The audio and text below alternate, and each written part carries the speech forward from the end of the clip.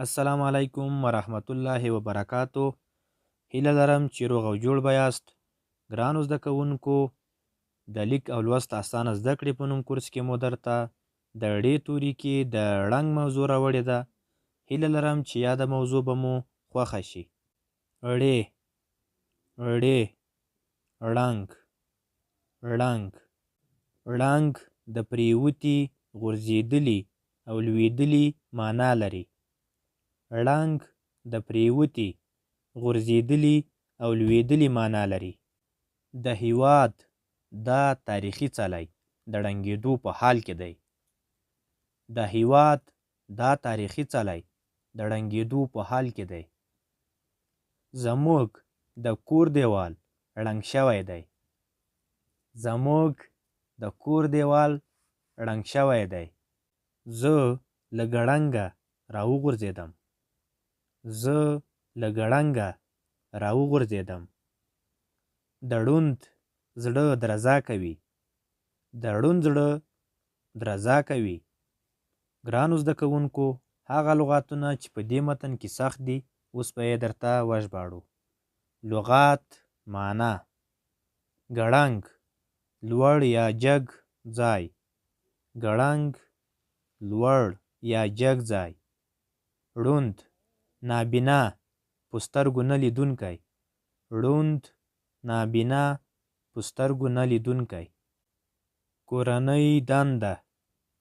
د ړې توري لرونکي کلمې بیلې بیلې ولیکئ. د ړې توري لرونکي کلمې بیلې بیلې ولیکئ. ګرانو زده کوونکو، د ړې توري کې مو تاسو ته 4 کلمې راوړې دي. لومړۍ کلمه به زه درته د تورو په شکل ولیکمه، نورې 3 به بیا تاسو ولیکئ. ړوند، ړې، واو، نون، دال. دا 4 توري چې سره یو ځای کړو ړوند کلمه ترې جوړیږي. ړوند، ړې، واو، نون، دال.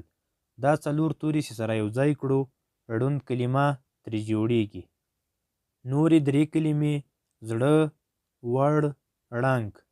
دا 3 کلمې به تاسو د تورو په شکل ولیکئ.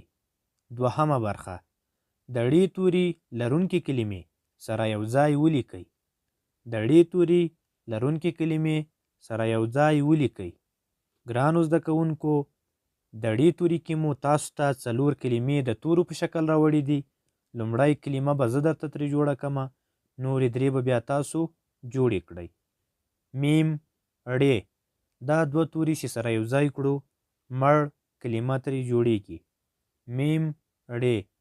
دا 2 توري چې سره یو ځای کړو مړ کلمه ترې جوړیږي. نورې 3 کلمې: شړنګ، ګړنګ، ړنګه. دا 3 توري به بیا تاسو د کلمې په بڼه ولیکئ.